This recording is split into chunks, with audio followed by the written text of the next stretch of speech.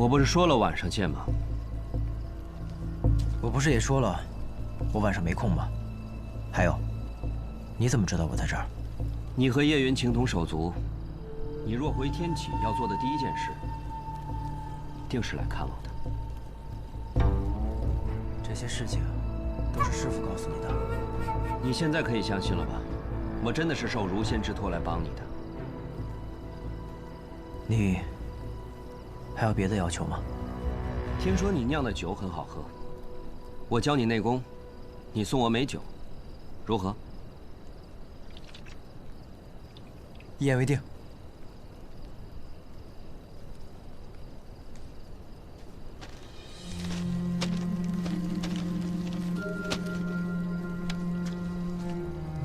云哥，走了。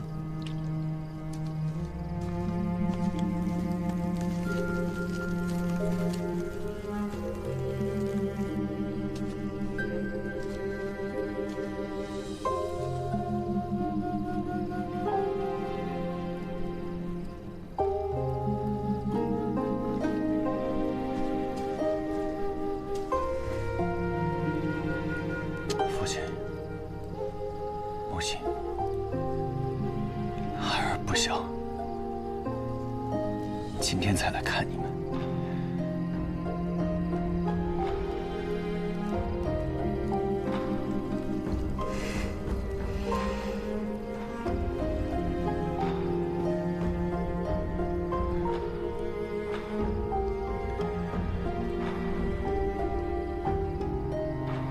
我从前跟你们说，我不想做大将军，我想做一个自在江湖的剑客。如今，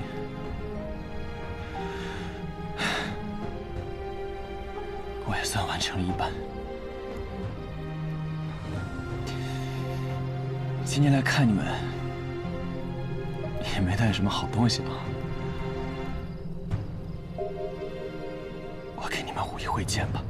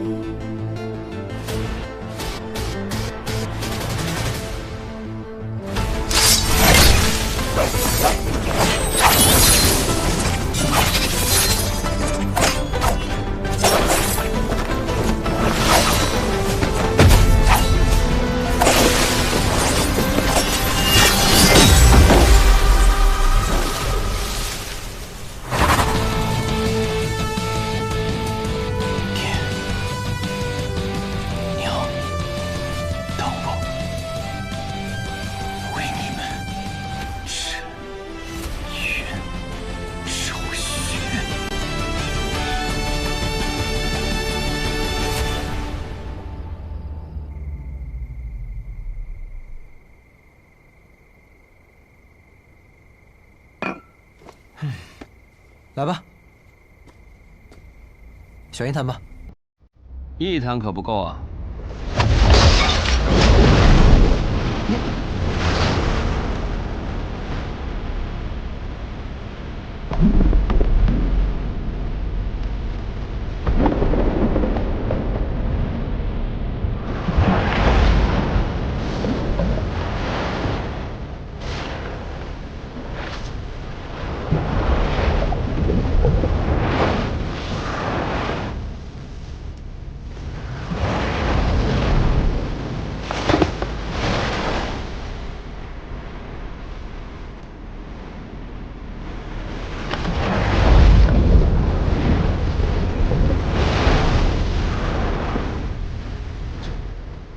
这是什么武啊？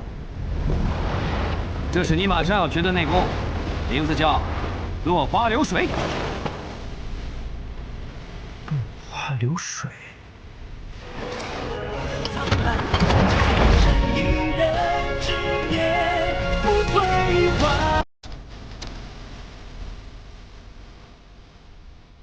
看来，那个人就是白日里潜入学堂之人。好俊秀的功夫。你怎么还有心思欣赏别人的武功啊？百里东军这一进城就被各路人马全部给盯上了。不行，我得去看看。确实是好酒，只可惜得浪费一二了。有暗器，老秦，我们去干他。有什么暗器？不过就是一滴酒罢了。放心吧，来人没有恶意，他刚刚已经与我们打过招呼了。什么意思啊？你认识他？不是，你认识他？你怎么不告诉我？你为什么不告诉我？他是谁？百里东军是我带来的，你怎么比我还着急啊？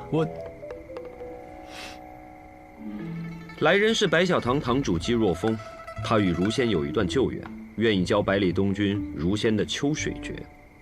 不然真的让东军跟着你学你们雷门那憨劲儿十足的内功心法，我10年也考不上学堂啊！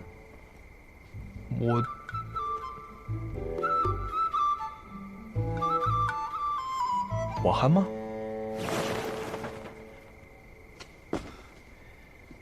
以后我每来一日，你就送我5坛酒，如何？哎，你不要太过分了啊！酒没了可以再酿，可学堂大考若是败了，就没有下一次机会了。唉，看来我酿的酒实在是太好喝了呀。来吧，虽然没有多少时间了，但如果是你，就一定没有问题。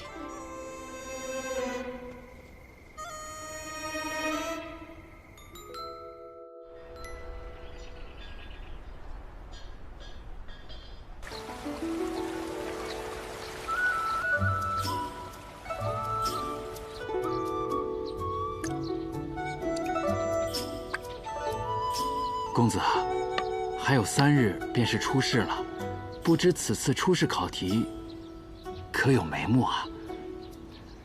你不是也说了吗？3日之后才是出世，急什么？我不着急，我着什么急啊？我就是觉得我们是不是……怎么，大家不敢来问我，所以去逼问你，对不对？这1天3、4趟的问，谁都吃不消啊。往年出世考题那都是提前7日便会放出一些风声，难道这次你真的要等到最后1日再公布啊？最后1日公布，不才是正常的吗？怎么，学堂现在都这么厚脸皮了？提前泄露考题，已经成了不成文的规定。哎呀，柳月呀，这初试又决定不了最终的结果，初试完了还有一个中试。中试可是几10年不变的1队打1队，这才是真正考究实力的地方。初试嘛，不过就是让各家公子拿个好兆头回家去的。别这么较真，柳月。琢磨公子说的对，更何况以柳月公子的才学，就算是提前告诉大家考题，没有点真材实料，也是不行的。就是，废话那么多干什么？还下不下？哎，不下了。反正我也下不赢你。我就说嘛，今天怎么突然之间跑来找我下棋，自取其辱？原来你也是来套题的。嗨，那我不是带来一个备考的兄弟吗？再说了，往年出试的题目，我10几天前我都能知道，谁让这次主考官是你啊？哎，挺好，特别好。所以我这不亲自登门拜访了吗？那我若非要最后1天公布呢？那行，看来以后每一年的主考官都会是你喽。你威胁我？对，我就威胁你，怎么着？你也知道我这个人嘴巴特别碎，我就每天跑到师傅那儿去吹耳边风，我就告诉他，哎呀，柳月当主考官特别好，让他给你做主考官吧。他听烦了，他就会同意了，你就年复一年，1年又1年的做主考官，1年再1年。算我怕你了。嘿嘿。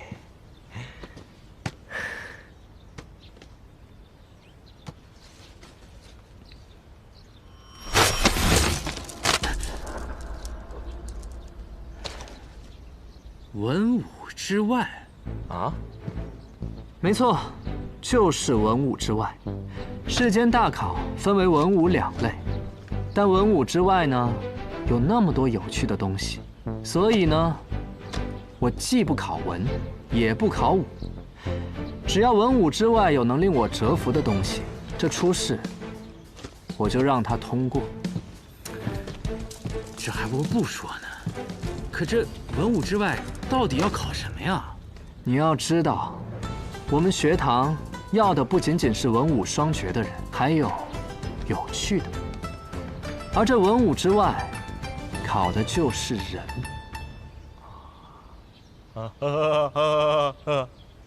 哎呀，柳月呀，柳月，你这可是给我开了个后门啊！你可别给我扣帽子，我说的可都是肺腑之言，和你带来的那位兄弟，半毛钱关系都没有。懂。哎，对啊，你说那位小公子最近怎么样？我也不知道。话说，我也好几天没见着他了。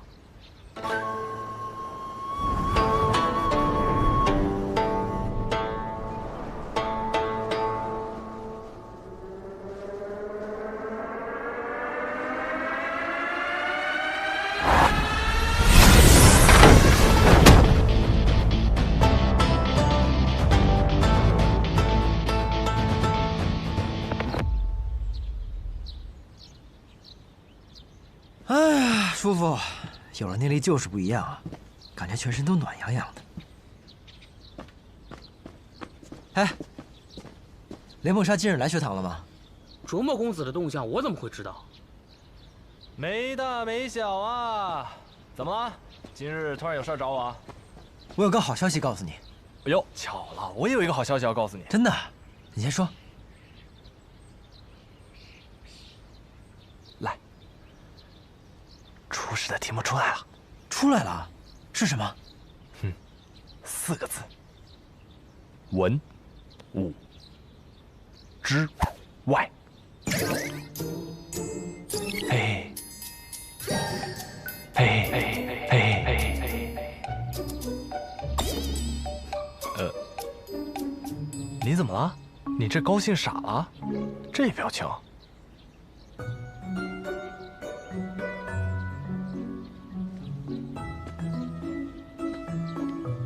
不是，那你文不成武不就的，这文武之外真挺好的。文武之外？我练了这么多天武功，你告诉我文武之外？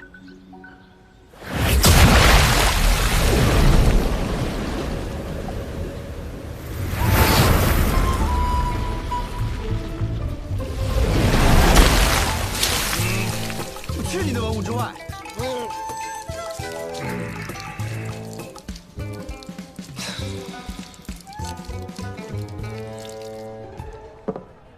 真是奇了怪了，文武之外，不考文也不考武，那这算什么考试啊？那你说这选拔的是什么呀？或者是谁长得美，谁就能进中试？哼，兄台此言有理。那柳月公子据称是容颜绝代，说不定就是谁长得美就符合人家要求呢。那，旁边这位小哥容貌俊秀，若去参加考试，那必定能通过呀。确实气度不凡呀。谈。哎，客气客气。文武之外，倒是有趣。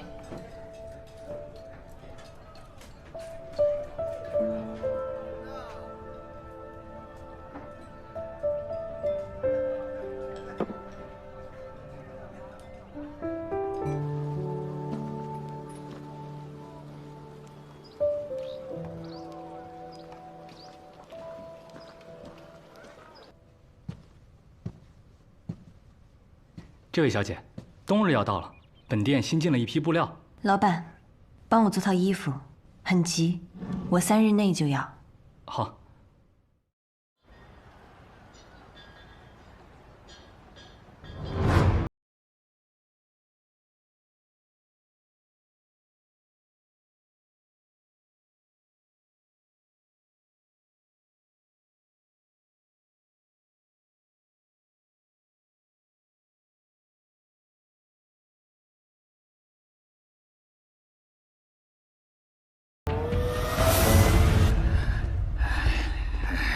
行，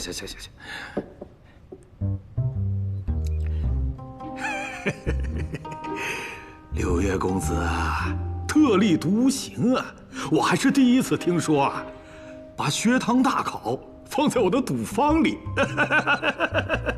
所谓大考，其实和赌没什么区别。愿闻其详。很多人苦学10年，为的就是大考的这一刻。这或许是他们人生中发挥最好的一刻，亦或许是发挥失常、再无挽留之地的一刻。赌博呢，也是如此。不上到赌桌的那一刻，谁都不知道会发生什么；而上了赌桌，这胜负才刚刚开始。精辟！除非出千。怎么？有人敢在你这千金台出千？当然不会。所以我们今日在此大考嘛。柳月公子啊，果然不同凡响啊，妙哉，妙人呐！连我这大金牙都为公子倾倒了。二爷呢？当初选择借地给我们的不是他吗？去听曲儿去了。我也不知道为什么他那么愿意听曲儿。本来对这个学堂大考不感兴趣，答应你们啊，无非是柳月公子拿了一阙残谱与之交换。哎呀，能为学堂大考提供场地，我千金台每天损失个1.8千两的银子，不心疼。涂大爷的损失，学堂明日自会派人送来。这就是学堂的嫉妒啊！都快唱行令，收单。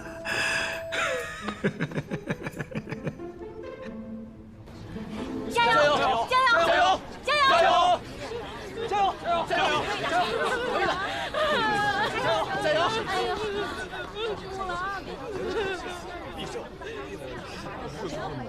是会的，没问题的。小爷百里东军驾到！相信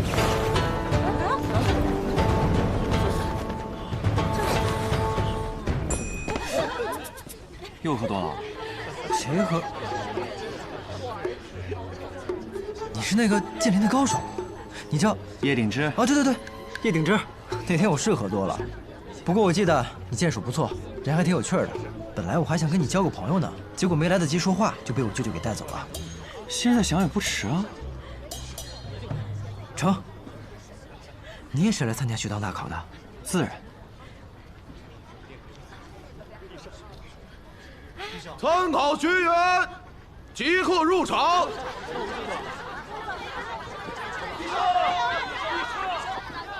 走吧。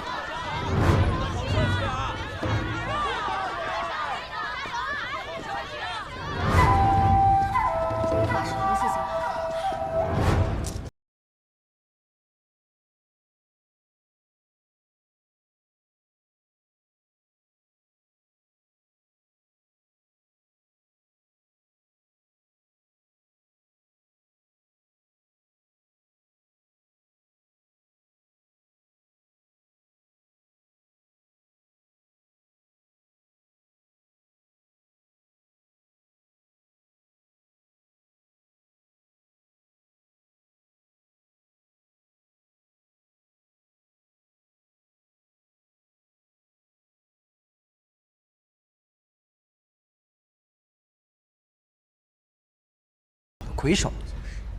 哦，哎，这是什么意思啊？那我名字后面这一签什么意思？是不是数字越大越厉害？你想什么呢？数字越大，说明看好你的人越少，你的赔率也就越高。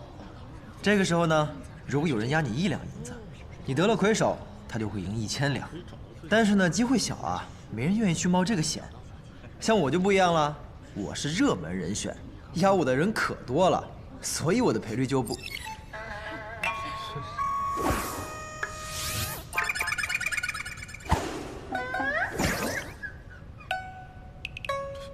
然也是1000，连个外院学生丢了桃子都接不住的人，赔率不是1000，还能是多少啊？这千金台的赔率啊，是根据买家的数量决定的，还望柳月公子让小先生不要介意啊。小先生欺我功夫馆这等小事。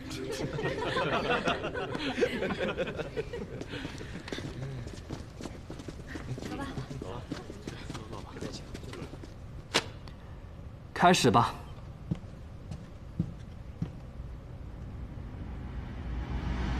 学堂大考，准备开始。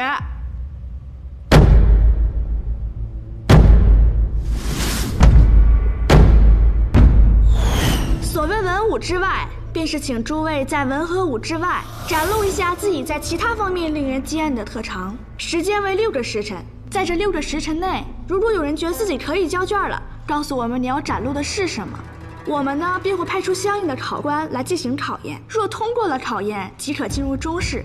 每位考生都配有1名助考士，诸位可以让自己的助考士去千金台外取展示才艺所需要的东西，可有异议？大家不是都已经知道了吗？还问我们有没有异议？若说有异议，还有用吗？这傻小子，没有用。开考吧。开场。倒有些53克即刻行刑的意思。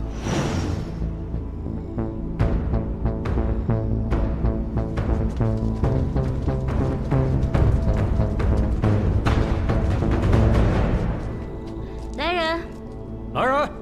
来人！来人！这位公子有何吩咐？3路客栈，哎，去找雷梦莎公子，把我的大包裹给我拿过来。找谁？废话多，公子雷梦莎，去吧。哎，你打算做什么？一会儿你就知道了。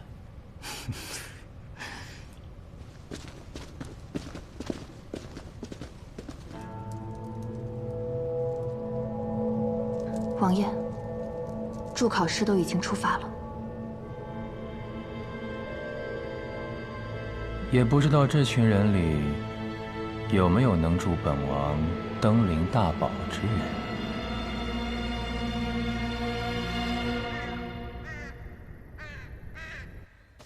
今日学堂大考。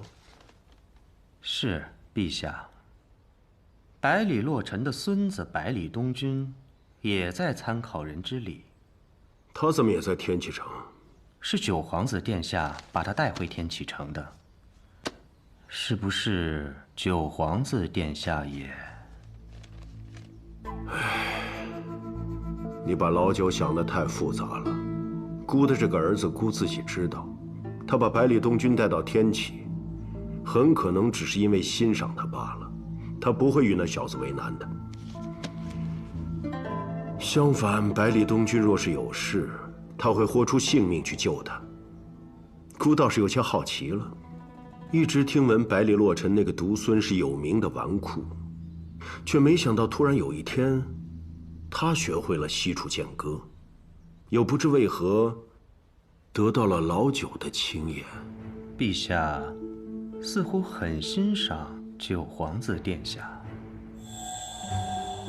多嘴了啊！奴才惶恐。学堂大考还有哪位皇子去了？亲王殿下也去了。老二啊，罢了，小崽子们的游戏还不值得姑费心呢。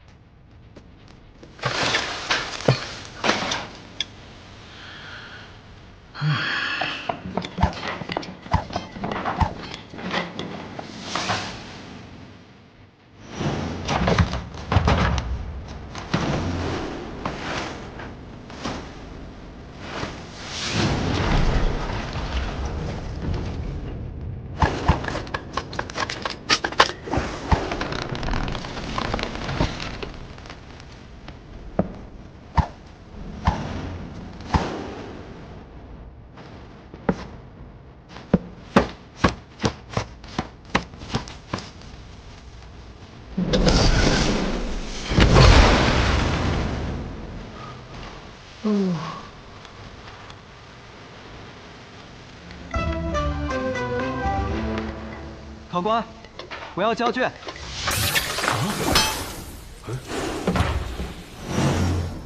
哟，还真有这么快的？你叫什么名字？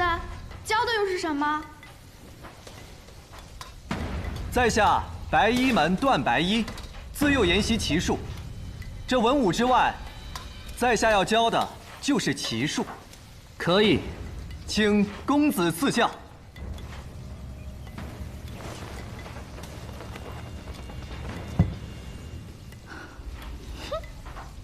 你和我下？你学了几年棋啊？你学了几年？我7岁开始学棋，至今得有17年了。我3岁开始学习，至今也有7年，差不多嘛。来吧。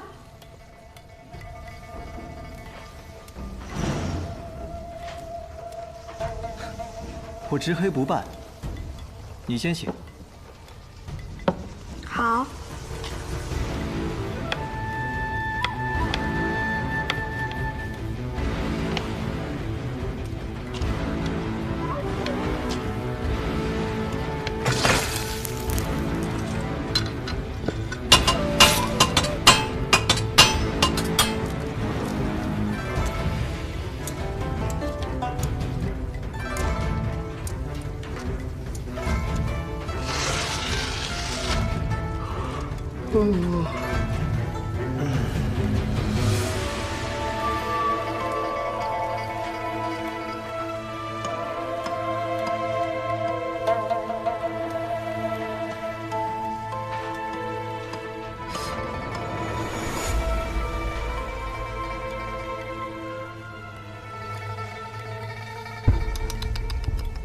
还精通骑术，连个小童都下不过。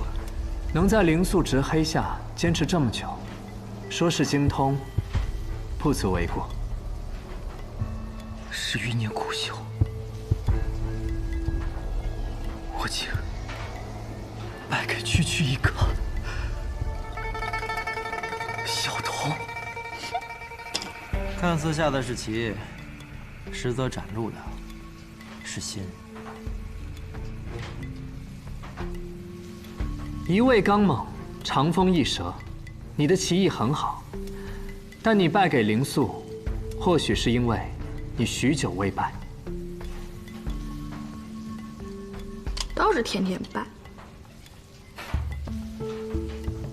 今日一败，未尝不是件好事。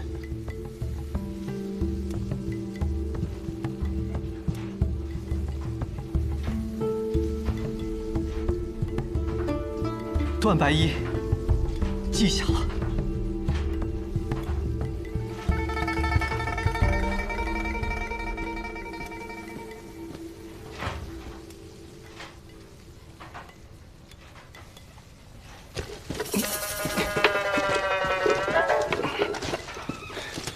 这谁的助考试啊？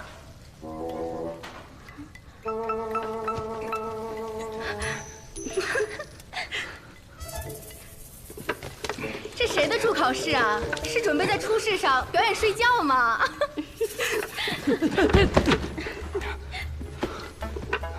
多谢。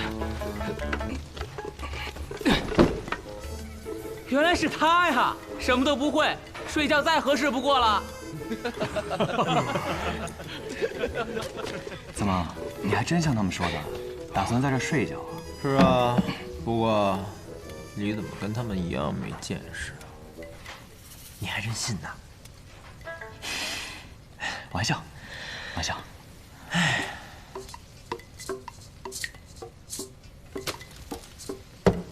哎，你准备的东西呢？来了。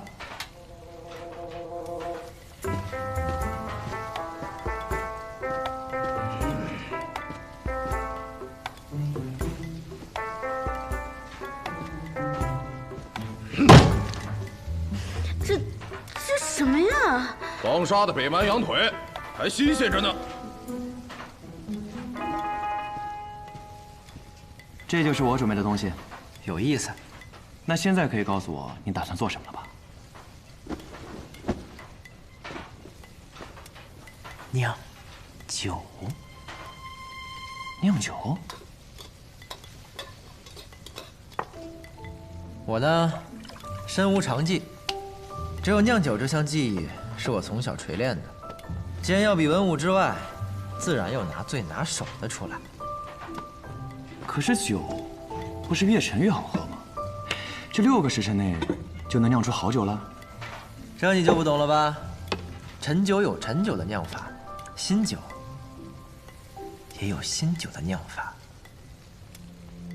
这世间酒有1000种，各有一味，也并非越陈就越好，而是要看你能不能喝到自己喜欢的。别光看我呀，你那羊腿还在桌子上休息呢。酒来了。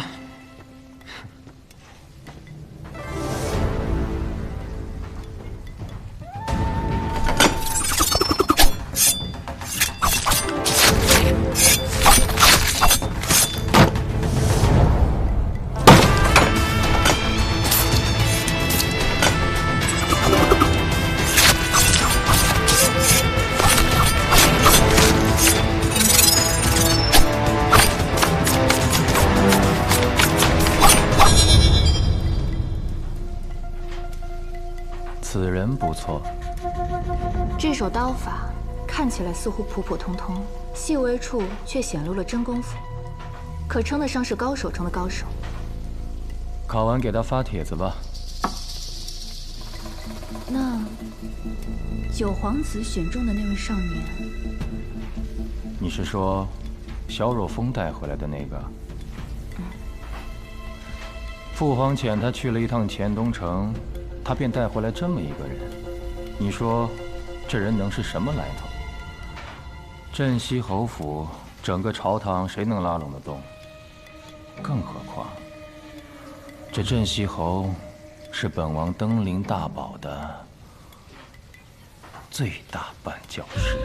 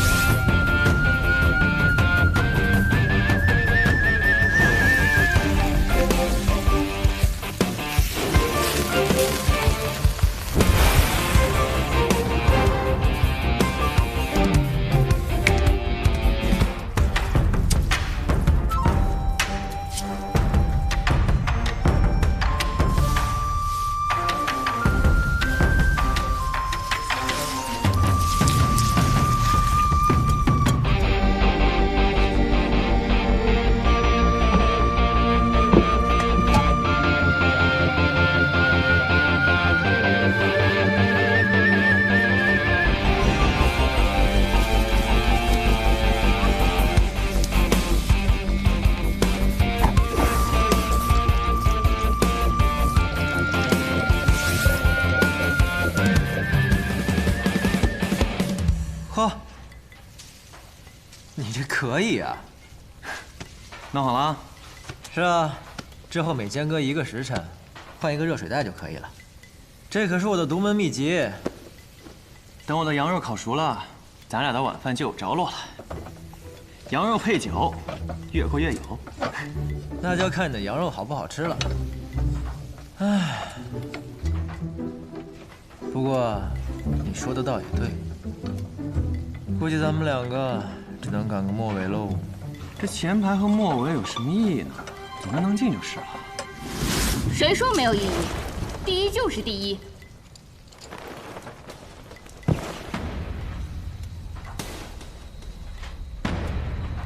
考官，我要交卷。何人？考什么？江湖客，无门无派，姓燕，名菲菲。至于考什么，你下来，我告诉你。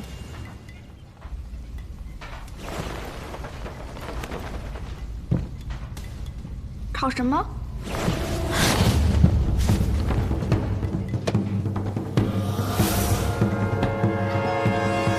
就考这个。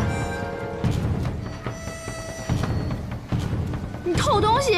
哟，这轻功可以啊。我见你的轻功也不虚啊。偷东西多难听啊，这叫妙手空空。我这赌坊里啊，还来了个千手千眼的佛爷。看这手法，应该是神偷空灵儿的徒弟。东西还我！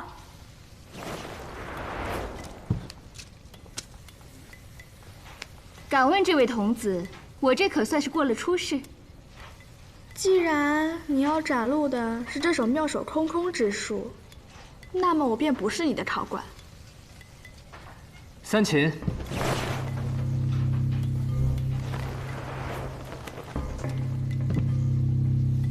我名三秦，你有3次机会从我身上偷走一件东西。我怎么确定你身上有没有东西啊？那就靠本事来确定。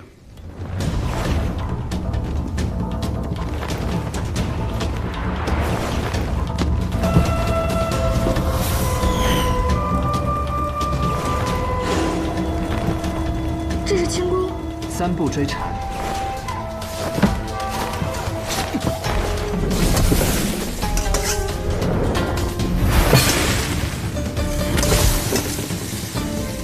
若是这样，还算是文武之外吗？轻功算不算武功？我记得我看过一个叫《明月》的画本，里面有位剑客给一个轻功高手说过一句话：轻功不代表武功。巧了，我却也看过。不过后来那个轻功高手也回了他一句话，但是素质代表了我和你的距离。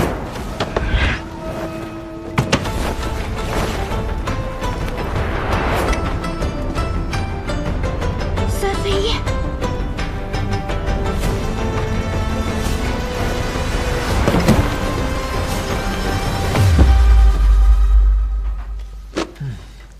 小心点喽。抱歉，抱歉。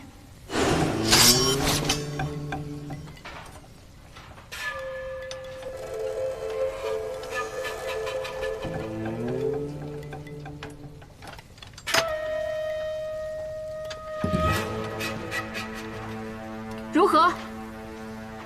考生燕飞飞通过出试。多谢。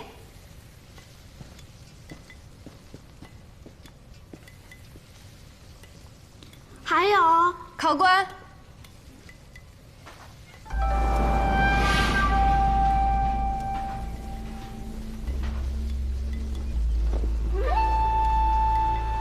我也要交卷。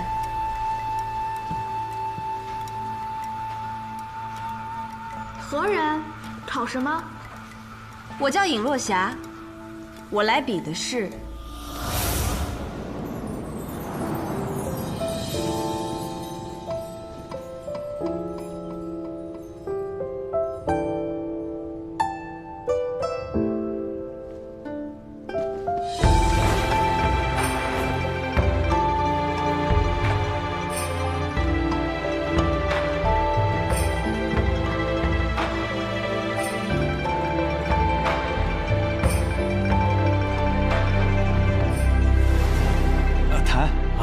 客气。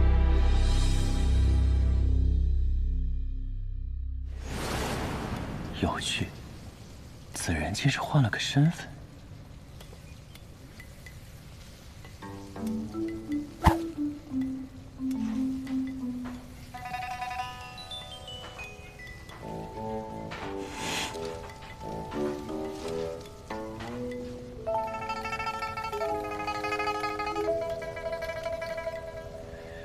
怎么，这么好看吗？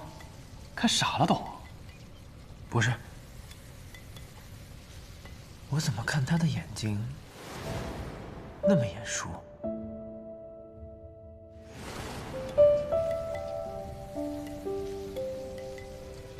你怎么看谁都眼熟啊？在剑林那会儿，你不看我也挺眼熟的吗？没少用这招套近乎。呸！